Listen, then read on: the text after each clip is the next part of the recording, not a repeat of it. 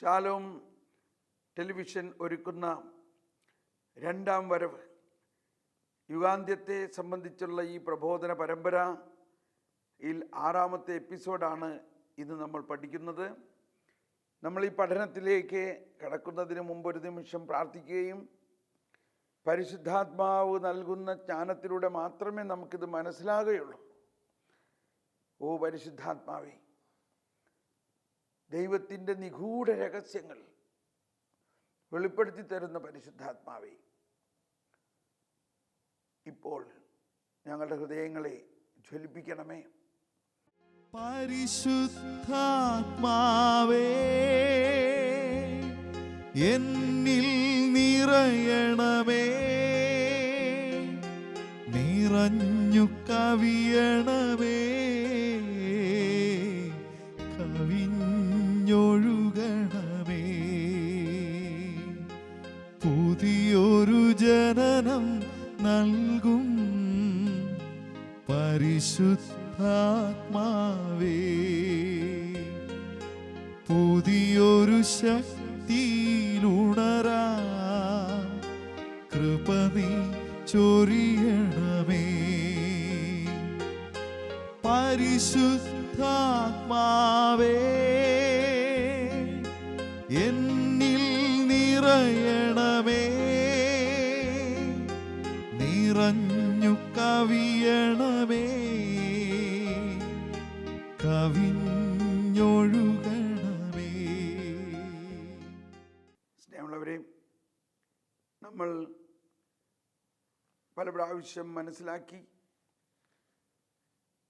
ഈശോയുടെ പരസ്യ പ്രഘോഷണ പ്രബോധനങ്ങളിൽ വളരെയധികം പ്രബോധനങ്ങൾ ഉപമകളിലൂടെയാണെന്നും ആ ഉപമകളും മറ്റ് പ്രബോധനങ്ങളുമെല്ലാം യുഗാന്ത്യപരമായ വിരൽ ചൂണ്ടലാണെന്നും ഈശോയുടെ പുറപ്പാട് അഥവാ ആഗമനം, പരോസിയ അതായത് വീണ്ടും വരുന്ന ആ ആഗമനത്തിൻ്റെ തന്നെ മുന്നോടിയാണ്.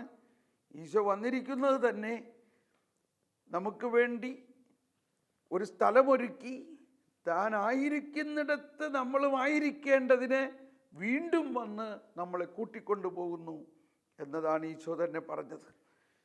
അങ്ങനെയുള്ള ഉപമകളും ഈശോ തന്നെ യുഗാന്ത്യത്തെക്കുറിച്ച് പറഞ്ഞ കാര്യങ്ങളും തുടർന്ന് നമ്മൾ അല്പം പഠിക്കാൻ പോവുകയാണ്. നമ്മൾ വളരെയധികം കേട്ടിട്ടുള്ള ഉപമയാണ് വിതക്കാരൻ വിത്ത് വിതച്ചു, നല്ല വിത്ത് വിതച്ചു. പക്ഷേ കുറച്ച് കഴിഞ്ഞപ്പോൾ അതിൻ്റെ ഇടയിൽ കളകൾ വന്ന് ആരോ വിതച്ചിരിക്കുന്നു.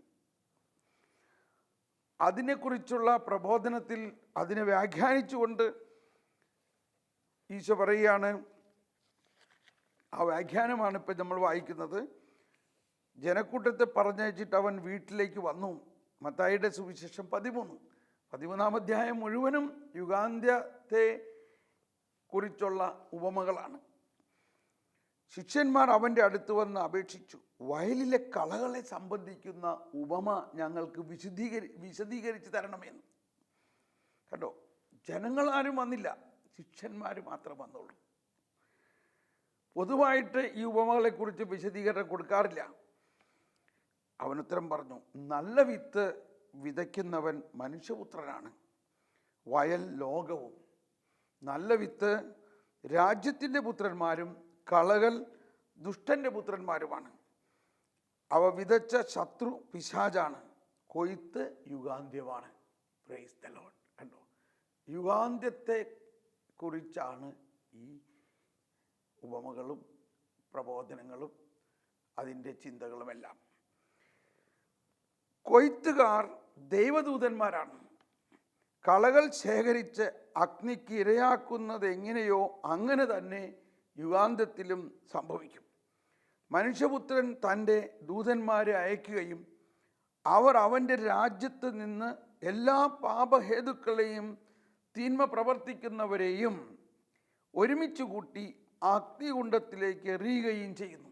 അതാണ് നരകാഗ്നി. അവയുടെ വിലാപവും പല്ലുകടിയും ആയിരിക്കും. അപ്പോൾ നീതിമാന്മാർ അതൊരു വശം. പാപഹേതുക്കളായവരെല്ലാം ഒരുമിച്ച് കൂട്ടി അഗ്നികുണ്ഡത്തിലേക്ക് എറിയുന്നത് ഒരു വശം. മറുവശത്ത് അപ്പോൾ നീതിമാന്മാർ തങ്ങളുടെ പിതാവിൻ്റെ രാജ്യത്തിൽ സൂര്യനെ പോലെ പ്രശോഭിക്കും. കണ്ടോ? ഇപ്പം ഇതിനെ അക്ഷരാർത്ഥത്തിൽ ചിന്തിക്കുകയാണെങ്കിൽ എന്താ സൂര്യനെ പോലെ പ്രശോഭിക്കും? ഇത് നമുക്കിനി പഠിക്കാനുള്ളൊരു വിഷയമാണ്. കാരണം യുഗാന്ത്യത്തിൽ അല്ലെങ്കിൽ ലോകാവസാനമുണ്ടാകും, സൂര്യൻ ഇരുണ്ടും നക്ഷത്രം ഇരുളും എന്നെല്ലാം പറയുമ്പോൾ ഇതേ ഒരു ചിന്താഗതി നമ്മൾ അവിടെ എടുക്കണം. നീതിമാന്മാർ സൂര്യനെ പോലെ പ്രശോഭിക്കും എന്നത് ഒരു സിംബോളിസമാണ് അവിടെ ഉപയോഗിക്കുന്നത്. ആ നീതിമാന്മാർ അത്രയ്ക്ക് പ്രകാശത്തിലും മഹത്വത്തിലുമായിരിക്കും എന്ന ആത്മീയ രഹസ്യത്തെ സൂചിപ്പിക്കുന്നതിനാണ് സൂര്യൻ എന്ന് അവിടെ പറയുന്നത്. അല്ലെങ്കിൽ നീതിമാന്മാരാരും സൂര്യനെ പോലെ ആകാൻ പോകുന്നില്ല.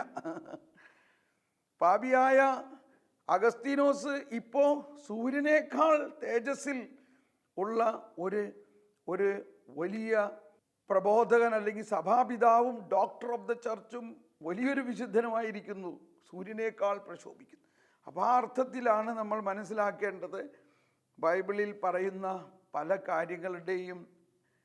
പല കാര്യങ്ങളും അക്ഷരാർത്ഥത്തിലല്ല വ്യാഖ്യാനിക്കേണ്ടത്, അതിൻ്റെ ആത്മീയ അർത്ഥവും സൂചനയും നമ്മൾ മനസ്സിലാക്കണം. അപ്പോൾ ഇവിടെ കർത്താവ് പറയുന്നുണ്ട് അവരൊക്കെ തീക്കുണ്ഡത്തിലേക്ക് എറിയപ്പെടും എന്ന് പറയുമ്പോഴും കർത്താവ് എന്തർത്ഥത്തിലാണിത് പറയുന്നത്? അങ്ങനെ എറിയപ്പെടുന്നതിന് ഈ സന്ദേശം കേട്ടിട്ട് അവർ പശ്ചാത്തപിച്ച് ദൈവരാജ്യത്തിലേക്ക് വന്ന് അവർ ആരായിത്തീരണം? അവർ നീതിമാന്മാരായിത്തീരണം. ഇതാണ് ഇതിൻ്റെ പ്രധാന ഉദ്ദേശം. എങ്കിലും നരകമുണ്ട്, പക്ഷേ എല്ലാവരും രക്ഷിക്കപ്പെടണമെന്നും ആരും നരകത്തിൽ പോകരുത് എന്നുമാണ് കർത്താവിൻ്റെ ആഗ്രഹം. പ്രത്യേകിച്ച് നമ്മൾ ഓരോരുത്തരും യേശുവിൽ വിശ്വസിക്കുന്നവരും യേശുവിൽ സ്നാനപ്പെട്ടവരും വിശുദ്ധ കുർബാനയിലൂടെ യേശു നമ്മളിൽ ജീവിക്കുകയും ചെയ്യുന്നവരെ സംബന്ധിച്ച് ഇത് ഗ്യാരണ്ടിയാണ്. അതാണ് ജീവൻ്റെ അടയാളത്താൽ മുദ്ര കുത്തപ്പെട്ടവർ. ആ വിശുദ്ധ കുർബാന അവർക്ക് അച്ചാരമായി നൽകിയിരിക്കുകയാണ്. ഇതെല്ലാം മനസ്സിലാക്കണം നമ്മൾ ഇടയ്ക്കിടയ്ക്ക്. അതുകൊണ്ട് വീണ്ടും പറയുകയാണ്, ഈ ഉപമ ഇതേമാതിരി വിശദീകരിക്കുന്നതിന് മുൻപ് 12-ാം അധ്യായത്തിൽ യോനാ പ്രവാചകൻ്റെ അടയാളം, ഈ യോനാ പ്രവാചകൻ്റെ അടയാളം ഇതുമായിട്ട് ബന്ധപ്പെട്ട് അല്ലെങ്കിൽ ഈ മറ്റെല്ലാ ഉപമകളുമായിട്ട് ബന്ധപ്പെടുത്തേണ്ട ഒരു കാര്യമാണ്. എല്ലാ ഉപമകളും യേശു പറയുമ്പോൾ അതിൽ ഒരു ഭയാനകതയുമുണ്ട്, എന്നാൽ അതേ സമയത്ത് വളരെ ആശ്വസിപ്പിക്കുന്ന ഒരു വശവുമുണ്ട്. എന്തിനാണ് അങ്ങനെ പറയുന്നതെന്ന് ഈ യോനാ പ്രവാചകൻ്റെ അടയാളം പറയുമ്പോൾ നമുക്ക് മനസ്സിലാവും. മത്തായിയുടെ സുവിശേഷം 12-ാം അധ്യായത്തിൽ 38 മുതൽ 42 വരെയുള്ള വചനങ്ങളാണ്. അപ്പോൾ നിയമജ്ഞരും ഫരിസേയരിലും പെട്ട ചിലർ അവനോട് പറഞ്ഞു, ഗുരു, നിന്നിൽ നിന്നൊരു അടയാളം കാണാൻ ഞങ്ങൾ ആഗ്രഹിക്കുന്നു. അവൻ മറുപടി പറഞ്ഞു, ദുഷിച്ചതും അവിശ്വസ്തവുമായ തലമുറ അടയാളം അന്വേഷിക്കുന്നു. യോനാ പ്രവാചകന്റെ അടയാളമല്ലാതെ മറ്റൊരടയാളവും അതിന് നൽകപ്പെടുകയില്ല. യോന 3 രാവും 3 പകലും തിമിംഗലത്തിൻ്റെ ഉദരത്തിൽ കിടന്നതുപോലെ മനുഷ്യപുത്രനും 3 രാവും 3 പകലും ഭൂമിക്കുള്ളിലായിരിക്കും. ഇത് ഇന്ന് നമുക്ക് മനസ്സിലാക്കുമ്പോൾ എളുപ്പമാണ്, അന്ന് അവർക്കിത് ചിന്തിക്കാനേ പറ്റില്ല. കാരണം യേശു ഈ ഒരു അവസ്ഥയിലൂടെ പോകുന്നതിന് മുമ്പുള്ള കാര്യമാണ്. യേശു പീഡ സഹിച്ച് മരിച്ച് ഉയർക്കുന്നതിന് മുമ്പ് യേശു പ്രവചിക്കുകയാണ്, മനുഷ്യപുത്രൻ 3 രാവും പകലും ഭൂമിക്കുള്ളിലായിരിക്കും എന്ന് പറയുമ്പോൾ ആർക്കും അത് എന്താണെന്ന് മനസ്സിലായിരുന്നില്ല. ഇന്ന് നമുക്ക് വളരെ എളുപ്പം മനസ്സിലാകുന്നു. എന്തുകൊണ്ട്? നമ്മൾ ഈ സംഭവം കഴിഞ്ഞതിന് ശേഷമുള്ള ജീവിതത്തിലായതുകൊണ്ട്. ഇതാണ് വേറൊരു കാര്യം സുവിശേഷം മനസ്സിലാക്കാൻ. അന്നത്തെ ആളുകൾക്ക് ഇത് ഒട്ടും മനസ്സിലായിട്ടില്ല. കാരണം അവർക്ക് മനസ്സിലായില്ല എന്താണ് ഭൂമിയുടെ അടിയിലൊരാൾ 3 ദിവസമായിരിക്കുക എന്നുള്ളതിനെക്കുറിച്ച്. എന്നാൽ ഇന്ന് നമുക്ക് മനസ്സിലാവുന്നു. കാരണം ആ സംഭവം കഴിഞ്ഞു, യേശു മരിച്ചു, 3 ദിവസത്തിനകം ഉയർത്തെഴുന്നേറ്റു. അതുകൊണ്ട് നമുക്കിത് എളുപ്പം മനസ്സിലാകുന്നു. Praise the Lord. മനുഷ്യപുത്രൻ 3 രാവും 3 പകലും ഭൂമിക്കുള്ളിലായിരിക്കും. നിനവേവാസികൾ വിധി ദിവസം ഈ തലമുറയോടൊത്ത് എഴുന്നേറ്റ് ഈ തലമുറയെ കുറ്റം വിധിക്കും. എന്തെന്നാൽ യോനായുടെ പ്രസംഗം കേട്ട് അവർ അനുതപിച്ചു. ഇതാ ഇവിടെ യോനയേക്കാൾ വലിയവൻ. അതോടൊപ്പം വീണ്ടും അതിനെ കുറച്ചുകൂടി, ഇത് അനുതാപത്തിൻ്റെ കാര്യമാണെങ്കിൽ യേശുവിലൂടെ വന്നിരിക്കുന്ന ജ്ഞാനത്തിൻ്റെ കാര്യവും കൂടി ഈശോ അവിടെ പറയുകയാണ്. ദക്ഷിണദേശത്തെ രാജ്ഞി വിധി ദിവസം ഈ തലമുറയോടൊത്ത് ഉയർപ്പിക്കപ്പെടുകയും ഇതിനെ കുറ്റം വിധിക്കുകയും ചെയ്യും. എന്തെന്നാൽ സോളമൻ്റെ വിജ്ഞാനം ഗ്രഹിക്കാൻ അവൾ ഭൂമിയുടെ അതിർത്തികളിൽ നിന്ന് വന്നെത്തി. എന്നാൽ ഇതാ ഇവിടെ സോളമനേക്കാൾ വലിയവൻ. അപ്പോൾ യോനായേക്കാൾ വലിയവനായ യേശുക്രിസ്തു, എങ്ങനെയാണ് യേശുക്രിസ്തു യോനായേക്കാൾ വലിയവനാണെന്ന് പറയുന്നതിൽ സംശയമില്ല. യോന കുരിശിൽ മരിച്ച് പാപപരിഹാരം ചെയ്തില്ല. എന്നാൽ കർത്താവ് ഈശോ മിശിഹ മനുഷ്യവംശം ചെയ്ത സകല പാപത്തിനും പരിഹാരം ചെയ്ത് കഴിഞ്ഞു. പക്ഷെ അന്നത്തെ അവസ്ഥയിൽ അതിന് പോകുന്നു, ഇന്നത്തെ അവസ്ഥയിൽ അത് ചെയ്ത് കഴിഞ്ഞു. എന്നിട്ടും ആ യേശുവിൽ ആശ്രയിക്കാതെ അനുതപിക്കാതെ പാപത്തിൽ ജീവിക്കുന്നവർക്ക് തീർച്ചയായിട്ടും വരാനിരിക്കുന്നത് ശിക്ഷയായിരിക്കാം. പക്ഷേ ആ ശിക്ഷ ഏറ്റെടുത്ത് കഴിഞ്ഞു യേശുവിൽ വിശ്വസിക്കുമ്പോൾ പിന്നെ അവിടെ ശിക്ഷയില്ല. അതാണ് യോനായുടെ കാര്യത്തിൽ മനസ്സിലാക്കേണ്ടത്. യോനായോട് വീണ്ടും കർത്താവ് അരുളി ചെയ്തു. യോനാ പ്രവാചകന്റെ പുസ്തകത്തിൽ 3-ാം അധ്യായം, എഴുന്നേറ്റ് മഹാനഗരമായ നിനവയിലേക്ക് പോകുക, ഞാൻ നൽകുന്ന സന്ദേശം നീ അവിടെ പ്രഘോഷിക്കുക. കർത്താവിൻ്റെ കൽപ്പനയനുസരിച്ച് യോന എഴുന്നേറ്റു നിനവയിലേക്ക് പോയി. ഇതും ഒരു യുഗാന്ത്യത്തെക്കുറിച്ചുള്ളത് പോലെയാണ് പറയണത്. നശിപ്പിക്കാൻ പോവുകയാണ്. അത് വളരെ വലിയൊരു നഗരമായിരുന്നു. അത് കടക്കാൻ 3 ദിവസത്തെ യാത്ര വേണ്ടിയിരുന്നു. യോന നഗരത്തിൽ കടന്ന് 1 ദിവസത്തെ വഴി നടന്നു. അനന്തരം അവൻ വിളിച്ചു പറഞ്ഞു, 40 ദിവസം കഴിയുമ്പോൾ നിനവേ നശിപ്പിക്കപ്പെടും. കർത്താവ് അരുളി ചെയ്യുന്നു.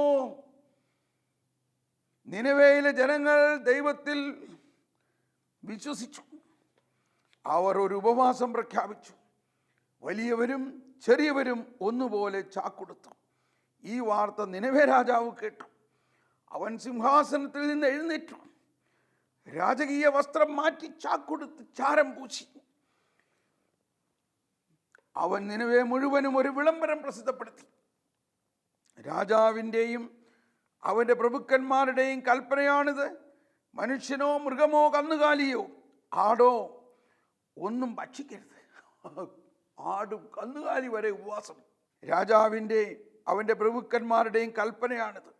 അവ മേയുകയോ വെള്ളം കുടിക്കുകയോ അരുത്. മനുഷ്യനും മൃഗവും ചാക്കുവസ്ത്രം ധരിച്ചു ദൈവത്തോട് ഉച്ചത്തിൽ വിളിച്ചപേക്ഷിക്കട്ടെ. അതാണ് വിളംബരം. ഓരോരുത്തരും തങ്ങളുടെ ദുർമാർഗത്തിൽ നിന്നും അക്രമങ്ങളിൽ നിന്നും പിന്തിരിയട്ടെ. ദൈവം മനസ്സുമാറ്റി തൻ്റെ ക്രോധം പിൻവലിക്കുകയും അങ്ങനെ നാം നശിക്കാതിരിക്കുകയും ചെയ്തേക്കാം. തങ്ങളുടെ ദുഷ്ടതയിൽ നിന്ന് അവർ പിന്തിരിഞ്ഞു എന്ന് കണ്ട് ദൈവം മനസ്സുമാറ്റി. Praise the Lord. ദൈവം മനസ്സുമാറ്റി. ദൈവം മനസ്സുമാറ്റി. ഇത് നമുക്ക് ചിന്തിക്കാൻ പറ്റുമോ? ദൈവം പറയുന്ന പ്രവചനങ്ങൾ എന്നേക്കുമായിട്ടെന്നുള്ളതാണ് നമ്മൾ വിശ്വസിക്കുന്നത്. പക്ഷേ പ്രവചിക്കുന്ന ദൈവത്തിനും കൽപ്പന പുറപ്പെടുവിക്കുന്ന ദൈവത്തിനും അത് മാറ്റുന്നതിന് അധികാരമുണ്ട്. ദൈവം മനസ്സുമാറ്റി. അതാണ് ദൈവത്തിൻ്റെ സർവാധിപത്യം എന്ന് പറയുന്നത്.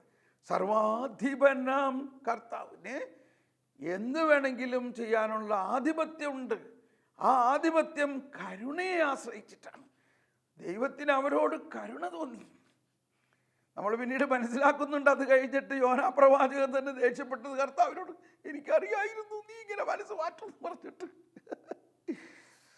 തങ്ങളുടെ ദുഷ്ടതയിൽ നിന്ന് അവർ പിന്തിരിഞ്ഞ് എന്ന് കണ്ട് ദൈവം മനസ്സ് മാറ്റി അവരുടെ മേൽ അയക്കുമെന്ന് പറഞ്ഞ തിന്മ അയച്ചില്ല. Praise the Lord. ഇതാണ് കർത്താവ് പറയുന്ന ഒരു പോസിറ്റീവ് പോയിന്റ്. നിനവേക്കാർക്ക് അടയാളമായ പോലെയാണ്. ഇതാണ് അന്ത്യവിധിയെക്കുറിച്ച് നമ്മൾ മനസ്സിലാക്കേണ്ടത്. അന്ത്യവിധിയെക്കുറിച്ചും കർത്താവ് പറയുന്നുണ്ട്, ഞാൻ നശിപ്പിക്കും. ആര് നശിപ്പിക്കും? നീതിമാന്മാരെ കർത്താവ് നശിപ്പിക്കേണ്ട ആവശ്യമില്ലല്ലോ. ആരെ നശിപ്പിക്കും? തിന്മ ചെയ്യുന്നവരെ നശിപ്പിക്കും. പക്ഷെ തിന്മ ചെയ്യുന്നവരുടെ തിന്മയ്ക്ക് പരിഹാരം ചെയ്തു കഴിഞ്ഞ കർത്താവ് ഈശോ മിശിഹ ഇതാ യോനയേക്കാൾ വലിയവൻ ഇവിടെ. ഈ അവസരത്തിൽ ഈ തിന്മ ചെയ്യുന്നവർ ഈ ആഹ്വാനം കേട്ടിട്ട് പശ്ചാത്തപിച്ച് ദൈവത്തിലേക്ക് തിരിയുകയാണെങ്കിൽ അതല്ലേ ദൈവം ആഗ്രഹിക്കുന്നത്.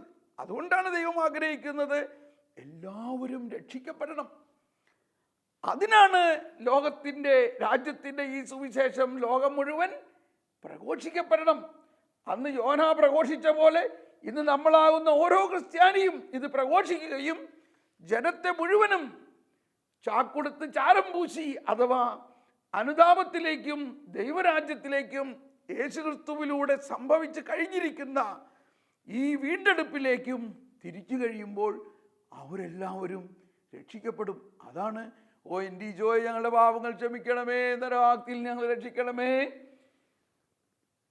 പ്രത്യേകിച്ച് ഏറ്റവും കൂടുതൽ അങ്ങയുടെ കരുണ ആവശ്യമുള്ളവരെ സ്വർഗത്തിലേക്ക് ആനയിക്കണമേ. പ്രത്യേകിച്ച് ഏറ്റവും കൂടുതൽ കരുണ ആവശ്യമുള്ള മഹാപാപികളായിട്ടുള്ളവരും ദൈവത്തെ അറിയാത്തവരും ദൈവത്തെ അനുസരിക്കാത്തവരുമായിട്ടുള്ളവരുടെ മേൽ പോലും കരുണ വർഷിക്കുന്നതിനുള്ള മധ്യസ്ഥ പ്രാർത്ഥനയെ കൂടി നമ്മൾക്ക് തന്നിരിക്കുകയാണ്. സ്നേഹമുള്ളവരെയും, അതാണ് നമ്മുടെ വലിയ ഒപ്പീസിലുള്ള ഈ ഗാനം നമ്മൾ കേട്ടിട്ടുണ്ട്. നീതിമാനും സത്യമുള്ളവനും യൗനാനേകിയ സന്ദേശത്താൽ നിനവേദകരി മനസ്സു തിരിഞ്ഞു, അനുതാപത്തോടെ ചാക്കുമൊടുത്ത ജനമെല്ലാം ഉപവാസമിരുന്നു. കരുണാനിധിയാമുലകിന്നാഥൻ പൊറുതി നമുക്കും നൽകും നൂനം. സ്നേഹമുള്ളവരെയും, നമ്മളിതെല്ലാം നമ്മുടെ ആരാധനാക്രമത്തിലുണ്ട്. പക്ഷെ നമ്മളിതിലങ്ങ് ശ്രദ്ധ കേന്ദ്രീകരിച്ചാൽ മാത്രം മതി. നമ്മൾ പ്രത്യേകിച്ച് സ്നാനം സ്വീകരിച്ചവരും വിശുദ്ധ കുർബാന സ്വീകരിച്ചവരും കുമ്പസാരിക്കുന്നവരും പാപമോചനം ലഭിച്ചിരിക്കുന്നവരുമായ നമ്മൾ ഈ ഉപമകളിലൂടെ കർത്താവ് അരുളി ചെയ്യുന്ന കാര്യങ്ങളുടെ ആന്തരികാർത്ഥം മനസ്സിലാക്കണം. അപ്പോൾ ഈശോയുടെ വീണ്ടും വരവ് തീർച്ചയായിട്ടും ഒരു സംഭവം തന്നെയാണ്. എന്നാൽ അതിനുവേണ്ടി നമ്മൾ ഒരുങ്ങണം. അതിനുവേണ്ടി ഒരുങ്ങുന്നതിനെക്കുറിച്ച് നമ്മൾ ചിന്തിക്കുമ്പോൾ ദൈവത്തെക്കുറിച്ചുള്ള കർത്താവിൻ്റെ കരുണയുടെ വലിയ ഒരു അടയാളമാണ് യോനായുടെ കാര്യത്തിൽ പറഞ്ഞത്. എന്നാൽ അന്ന് കർത്താവ് ഈശോ മിശിഹ വന്നിട്ടില്ല. എന്നാൽ ഇന്നത്തെ അവസ്ഥയിൽ കർത്താവ് ഈശോ മിശിഹ വന്ന് നമ്മുടെ പാപത്തിന് പരിഹാരം ചെയ്ത് കഴിഞ്ഞിരിക്കുന്നു. ആദത്തിൻ പിഴ കാരണമായി മർത്യനു വന്ന കടം വീട്ടാൻ ക്രിസ്തു നമുക്കായി തൻ രക്തം ചിന്തിയൊഴിച്ച ശിക്ഷകളും ആകയാൽ രക്ഷകൻ ആഗമിക്കാൻ ഹേതുവാം പാപമേ ഭാഗ്യപൂർണം. ഇത് സഭയുടെ ആഹ്ലാദ ഗീതമാണ്. ലത്തീൻ ആരാധനാക്രമത്തിൽ വിശുദ്ധ രാത്രിയിൽ, അതായത് ഉയർപ്പ് രാത്രിയിൽ ആഗോള വ്യാപകമായി പരിശുദ്ധ പിതാവ് മുതൽ പാടുന്ന ഒരു വലിയ ആഹ്ലാദ ഗീതമാണ് ആകയാൽ രക്ഷകൻ ആഗമിക്കാൻ ഹേതുവാം പാപമേ ഭാഗ്യപൂർണം. അപ്പോൾ പാപത്തെക്കുറിച്ചും പാപം മൂലമുള്ള ശാപത്തെക്കുറിച്ചും വികലമായ ചിന്തകൾ നമ്മൾ മാറ്റണം. അപ്പോൾ കർത്താവിൻ്റെ ഒരു ക്രിസ്തു കേന്ദ്രീകൃതമായ ആൽഫയും ഒമേഗയുമാണ് ക്രിസ്തു. മനുഷ്യവംശത്തിൻ്റെ ആരംഭം തന്നെയാണ് ക്രിസ്തു. മനുഷ്യന് പാപമുണ്ടാകുന്നതിന് മുമ്പ് തന്നെ മനുഷ്യൻ്റെ രക്ഷ അവിടെ ദൈവം സംജാതമാക്കിയിരിക്കുന്നു ക്രിസ്തുവിലൂടെ. ദൈവത്തിൻ്റെ സമ്പത്തിൻ്റെയും ജ്ഞാനത്തിൻ്റെയും അറിവിൻ്റെയും ആഴം, അവിടുത്തെ വിധികൾ എത്ര ദുർജ്ഞേയം, അവിടുത്തെ മാർഗങ്ങൾ എത്ര ദുർഗ്രഹം. എന്തെന്നാൽ ദൈവത്തിൻ്റെ മനസ്സറിഞ്ഞത് ആര്? അവിടത്തേക്ക് ഉപദേഷ്ടാവായത് ആര്? തിരിച്ചു കിട്ടാനായി അവിടത്തേക്ക് ദാനം കൊടുത്തവൻ ആര്? അതിനുശേഷം പറയാണ്, എന്തെന്നാൽ എല്ലാം അവിടന്നിൽ നിന്ന്, അവിടുന്ന് വഴി അവിടന്നിലേക്ക്. From him, through him, in him.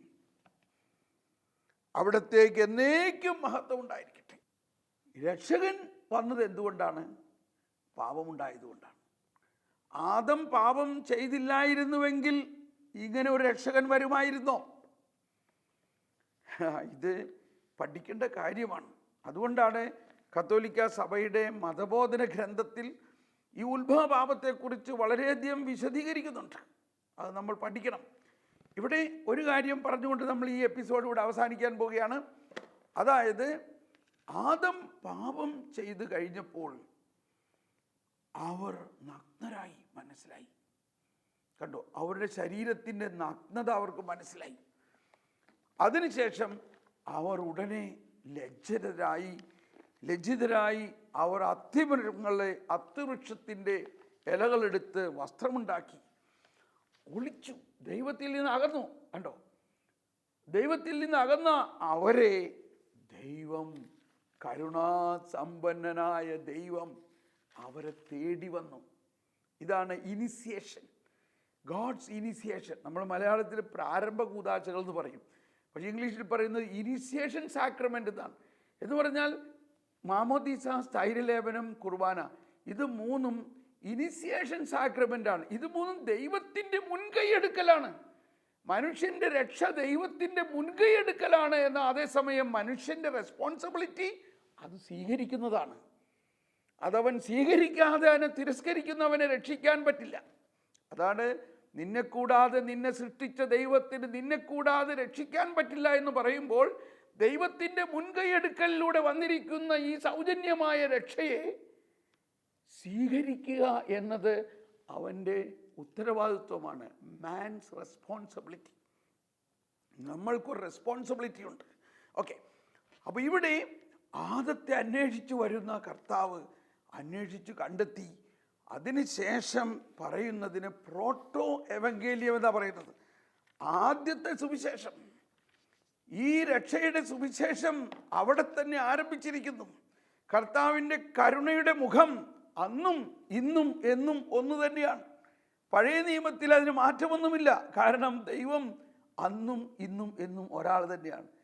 പക്ഷേ അതിൻ്റെ ആവിഷ്കൃതമായ അവസ്ഥ നമ്മൾ എങ്ങനെ മനസ്സിലാക്കുന്നു എന്നനുസരിച്ചിട്ടാണ്.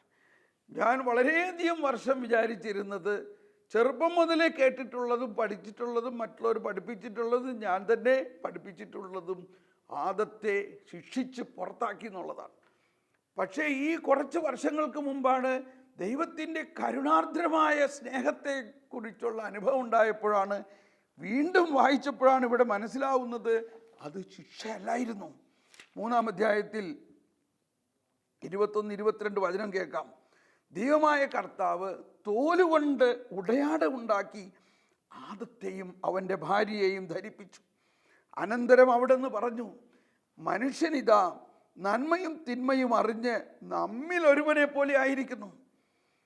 ഇനി അവൻ കൈനീട്ടി ജീവന്റെ വൃക്ഷത്തിൽ നിന്നെങ്ങാനും പറിച്ചു ഭക്ഷിച്ച് അമർത്യനാകാതിരിക്കാൻ അവരെ ഏദെൻ തോട്ടത്തിൽ നിന്ന് പുറത്താക്കി. അപ്പോൾ ഇത് വളരെയധികം ശ്രദ്ധിക്കണം. ഇത് മനസ്സിലാകാൻ ബുദ്ധിമുട്ടുണ്ടാകാം.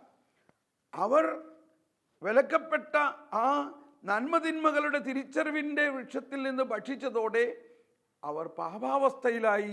അവരുടെ ആത്മാവ് മരണാവസ്ഥയിലായി. പാപം മൂലം വന്ന മരണത്തിൻ്റെ ആ മരണാവസ്ഥയിൽ ഇനി അവർ ജീവന്റെ വൃക്ഷത്തിൽ നിന്നെങ്ങാനും പറിച്ചു ഭക്ഷിച്ചാൽ അവർ അമർത്യരാകും. അപ്പോൾ ഏതവസ്ഥയിൽ അമർത്യരാകും? മരണാവസ്ഥയിൽ അമർത്യരാകും, പാപാവസ്ഥയിൽ അമർത്യരാകും. പൈശാചിക അവസ്ഥയിൽ അവർ അമർത്യരായാൽ അവർ പിശാചിനെ പോലെയാകും.